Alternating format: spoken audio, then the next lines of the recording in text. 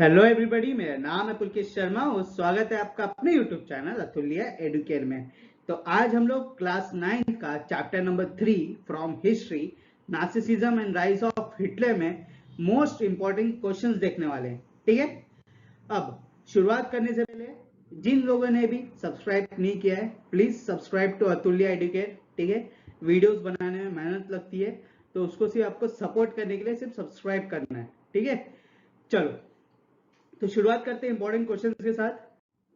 अब सबसे पहला क्वेश्चन क्या दिया हुआ है यहाँ पे, what was the main reason for Germany's defeat in the first world war. ठीक है, क्या वो रीजन था जिसकी वजह से फर्स्ट वर्ल्ड वॉर में जर्मनी हार गया था। ओके, चार ऑप्शन दिए गए हैं आपको यहाँ पे। It had weak military strength, the allies were strengthened by the entry of US.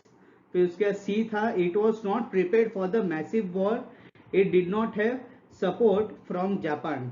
तो फर्स्ट वर्ल्ड वॉर जैसे कि आपको पता है वो चली थी 1914 से लेके 1918 के बीच में। ओके, जिसमें 1917 में एलाइज की तरफ से यूएस ने लेट एंट्री ली थी 1917 में, और जैसे यूएस ने एंट्री ली तब जाके जर्मनी हार गई थी। ठीक है, and the entry of US was the main reason for the Germany's defeat. ठीक है, so that means option B is the correct answer. Okay, समझ में आया? चलो नेक्स्ट क्वेश्चन देखते हैं। नेक्स्ट क्वेश्चन में क्या दिया हुआ है यहाँ पे, Why was the Treaty of Versailles hated by Germany? Because Germany lost 75% of its iron ore resource and was demilitarized. It forced German citizens to become slaves. फिर उसके बाद it does not allow Germany to participate in any other war. The treaty did not consist terms asked by the German people. तो इसका answer क्या है? इसका answer है option A. ठीक है, क्योंकि 75% of the iron ore which was there in Germany was occupied by the foreign forces, especially allies. ठीक है, और एक और ट्रीटी में ये था कंडीशन कि आपको अपनी जो मिलिट्री है उसको रिड्यूस करना पड़ेगा, आपको अपनी स्टेट में डीमिलिटराइजेशन लाना पड़ेगा। ठीक है, so that means option A is the correct option. Okay, चलो so now moving on to the next question. क्या क्वेश्चन दिया हुआ है third, what was the main reason for the entry of US in the second world war. USSR overpowering US, Japan bombed Pearl Harbor, the Berlin pact, the treaty of Versailles. तो इसका correct answer है option B. अगर आप सिर्फ लिख दोगे ना ये, तो इसके ऊपर कितनी सारी मूवीज दिखेगी। ठीक है, बहुत सारी मूवीज बनाई है इसके ऊपर।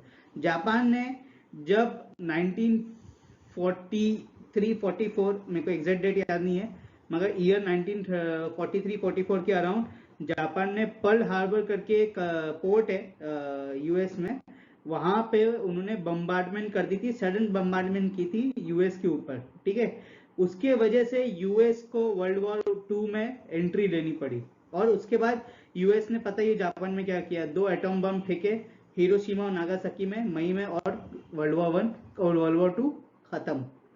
ठीक है, तो entry of US was because of the bombardment by Japan at Pearl harbour.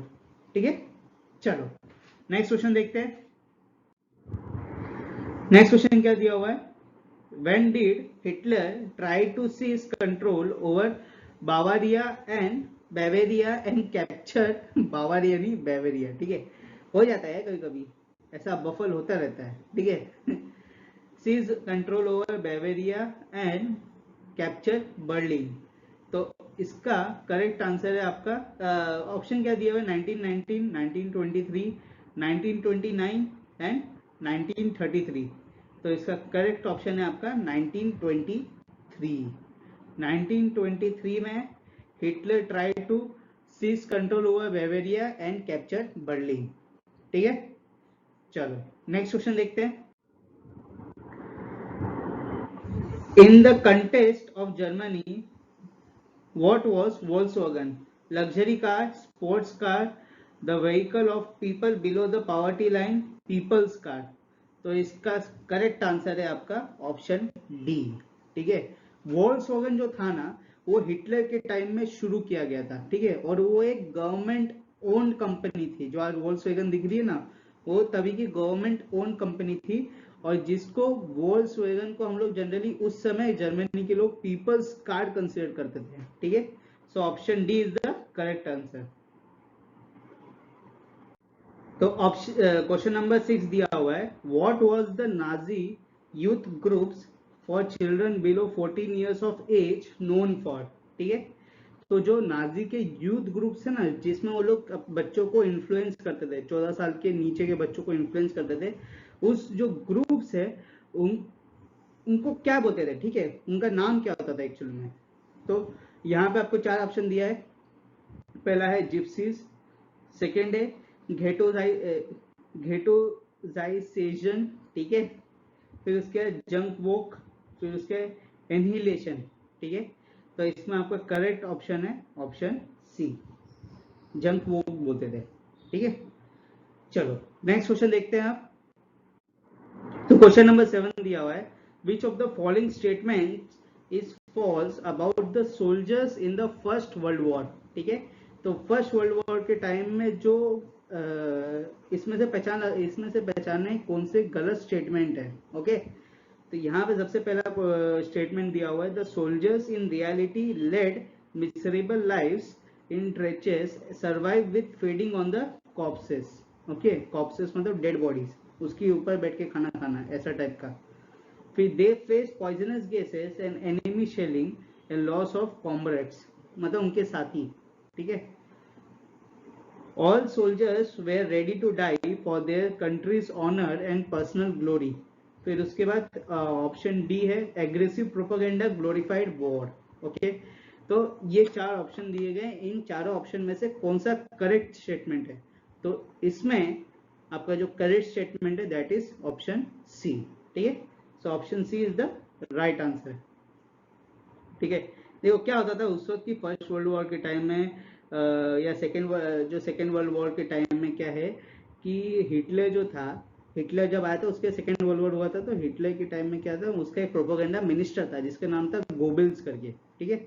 अब वो क्या करता था, वो प्रोपेगेंडा मिनिस्टर है तो फॉल्स प्रोपेगेंडा करता था, ठीक है, और यूथ को बहलाता था, यूथ को भड़काता था, ठीक है, और कुछ भी करके अपने ऑब्जेक्टिव के लिए जो यूथ है उनको आर्मी में ज्वाइन करवाता था, ठीक है। तो इसलिए option C is the correct answer, okay. चलो नेक्स्ट क्वेश्चन देखते हैं आप। सो क्वेश्चन नंबर 8 दिया हुआ है, what was not a factor in the rise of Hitler, ठीक है। जब हिटलर का राइज हुआ तो इसमें से कौन सा फैक्टर नहीं था, ये आपको बताना है, ओके। कौन सा फैक्टर नहीं था, क्वेश्चन समझो, was not a factor, okay. तो सबसे पहला दिया हुआ है डिग्रेस एट वर्साइलाइज, फिर नाजी प्रोपेगेंडा ने हिटलर कैरिस्टमेटिक लीडरशिप, फिर years of depression and economic crisis, और फिर चौथा है वीमर रिपब्लिक, ओके। तो यहाँ पे कौन सा फैक्टर नहीं था हिटलर के राइज के लिए, that was option D Weimar Republic. बाकी सब फैक्टर्स थे जिसके वजह से हिटलर का राइज हुआ। और एक चीज बताऊं, हिटलर जब डिक्टेटर बना ना, सबसे पहले क्या हुआ, हिटलर 1932 के अराउंड जर्मनी का चांसलर बना। चांसलर मतलब यहाँ का प्रधानमंत्री, ओके। तो हिटलर जब चांसलर बना वो डेमोक्रेटिक तरीके से बना, फिर जैसे ही वो चांसलर बन गया, वो प्रधानमंत्री बन गया, तो उसने हटा दिया और जो डेमोक्रेसी हटा दी और वो डिक्टेटर बन गया। तो ऐसा टाइप का आदमी था ये, ठीक है। चलो नेक्स्ट क्वेश्चन देखते हैं क्या दिया हुआ है, which of the following was the immediate factor of the Great Depression 1919 to 1923? The collapse of Wall Street Exchange, financial impact of World War One, फिर उसके बाद falls in US exports, collapse of banks। तो इसमें option है आपका option A, ठीक है।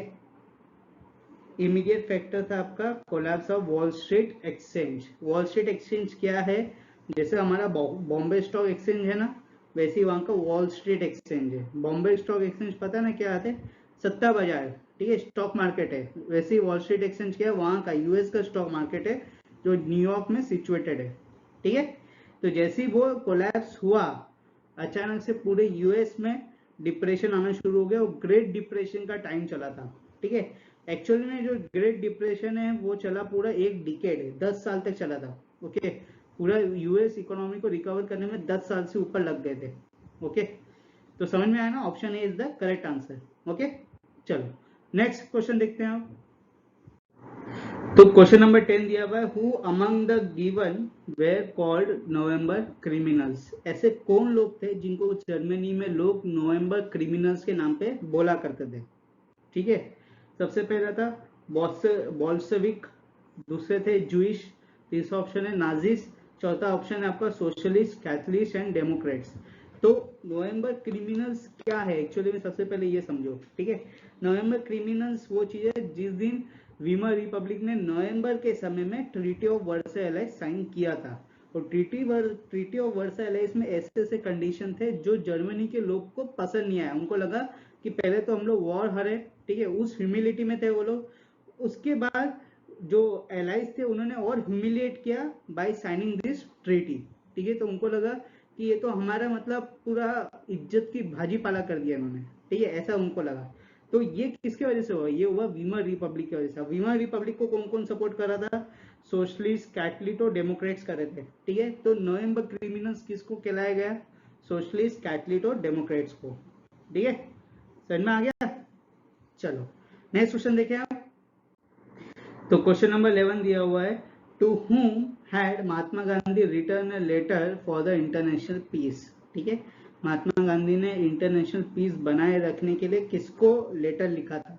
ठीक है, तो सबसे पहला ऑप्शन है आपका बेनिटो मुसोलिनी, फिर उसका विंस्टन चर्चिल, फिर तीसरा है आपका एडोल्फ हिटलर, फिर चौथा है आपका मिखेल गोर्बाचेव। ठीक है, थोड़ा बम्बल हो गया।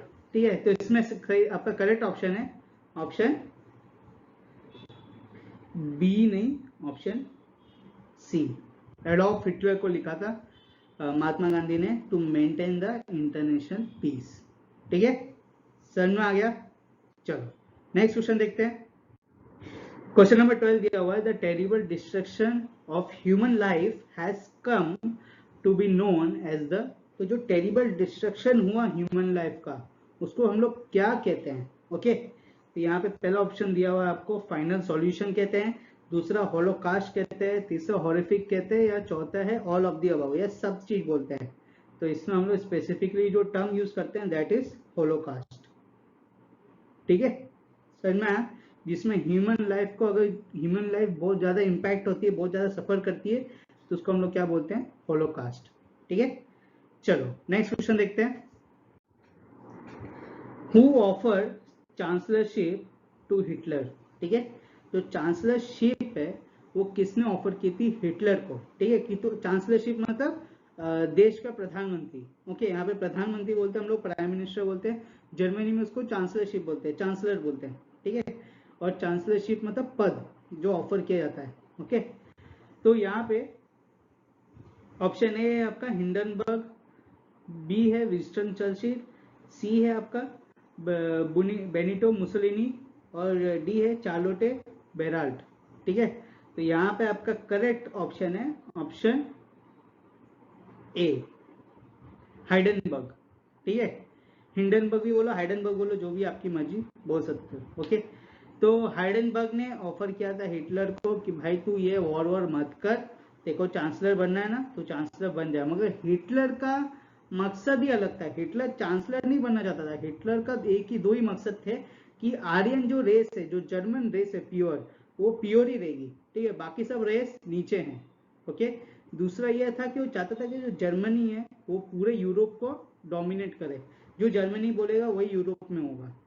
ठीक है, चांसलरशिप तो बहुत छोटा चीज था उसका, वो तो फर्स्ट स्टेप था। समझ में आया।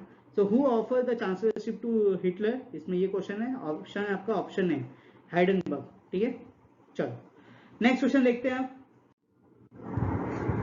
क्वेश्चन क्या दिया है, what is the term use for the German parliament. ठीक है, जर्मन पार्लियामेंट जो हम लोग इंग्लिश में बोल रहे हैं वो जर्मनी में क्या टर्म उसको यूज करते हैं। सबसे पहला है आपका जैसे हम लोग बोलते हैं ना कि lower house Lok Sabha, upper house ये सब राज्यसभा, ऐसा टाइप का, वैसे ही इसमें जो जर्मन पार्लियामेंट है उसको जर्मन के लैंग्वेज में क्या बोला जाता है, ठीक है। तो ऑप्शन ए दिया हुआ है हाउस ऑफ लॉज, फिर बी दिया हुआ है रिचेस्टैग, फिर सी दिया हुआ है व्हाइट हाउस, डी दिया हुआ है पार्लियामेंट ऑफ जर्मनी, ठीक है। तो यहाँ पे आपका करेक्ट ऑप्शन है ऑप्शन बी रिचेस्टैग, ठीक है। समझ में आ गया। चलो नेक्स्ट क्वेश्चन देखते हैं। तो question number 15 which is the last question of this video, ठीक है। इसके बाद आपका जितने भी इंपॉर्टेंट क्वेश्चन है वो होते हैं खत्म, ठीक है। चलो तो क्वेश्चन नंबर 15 क्या दिया हुआ है, why was the famous enabling act पास, ठीक है। जो फेमस इनेबलिंग एक्ट है वो क्यों पास किया गया था, ठीक है।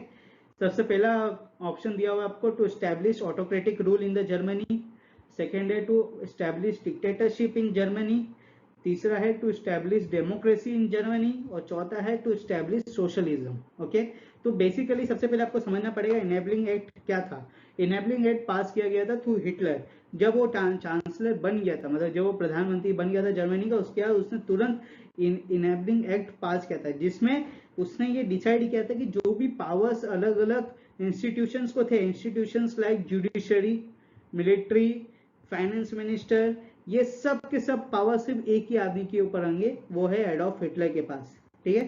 So that means he passed an enabling act in which he proposed for the dictatorship in Germany. उसने establish कर दी थी dictatorship in Germany. That means option, which option is correct? Option B is the correct option. समझ में आ गया? Okay, तो इसके साथ आज का जो आपका वीडियो है वो होता है समाप्त, ठीक है। अगर आप चाहते हो कि मैं ऐसे और इंपॉर्टेंट क्वेश्चंस के रिलेटेड वीडियो बनाऊं तो मुझे सपोर्ट करने के लिए इस चैनल को करो सब्सक्राइब, इस वीडियो करो लाइक, शेयर और बेल आइकन दबाओ फॉर न्यू नोटिफिकेशंस। अगर आपको कुछ भी डाउट है तो नीचे यूट्यूब कमेंट में पूछ सकते हो। उसके अलावा जो हमारे बाकी के सोशल मीडिया प्लेटफॉर्म्स में ग्रुप्स हैं वो जाके आप ज्वाइन कर सकते हो। कैसे? नीचे डिस्क्रिप्शन में लिंक दिए गए हैं, आपको सिर्फ लिंक में क्लिक करना है, और जो ग्रुप्स टेलीग्राम में है, इंस्टाग्राम में है, फेसबुक में है, ये सब जगह जाके आप ज्वाइन कर सकते हो, ठीक है। तो आज का वीडियो करते हैं यहीं समाप्त। अगर आपको वीडियो पसंद आया हो तो इस वीडियो को करो लाइक, शेयर, बेल आइकन दबाओ फॉर न्यू नोटिफिकेशंस, और चैनल करो सब्सक्राइब। ओके, बोलता रहूंगा मैं जब तक तुम करोगे नहीं। जाऊंगा नहीं मैं आज, करो पहले करो फिर जाऊंगा। कर लो यार, ठीक है। चलो बाय।